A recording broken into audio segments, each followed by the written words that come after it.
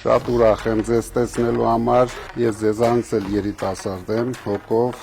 լավ իմացեք։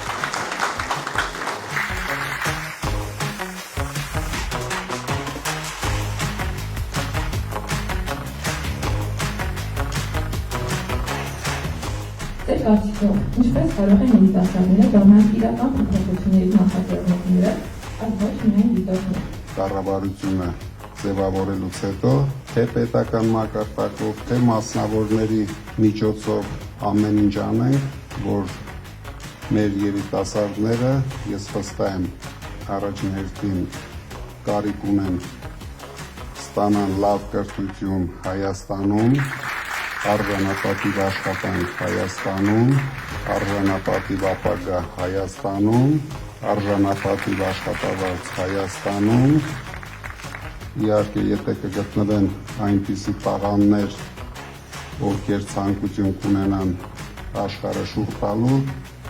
ամեն ինչով մենք աջակցել ենք։ Ինչպես եք դուք տեսնում կրթության բարելավման ծրագիրը։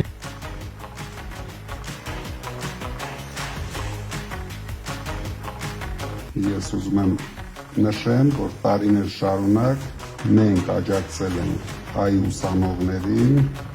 աջակցել ենք հարյուրավոր երիտասարդների, ովքեր կրթություն են ստացել արտասահմանում, ինչի կարիք ունեցել են տարիներ շարունակ, մոտարապես 10 տարի մենք ապահովել ենք։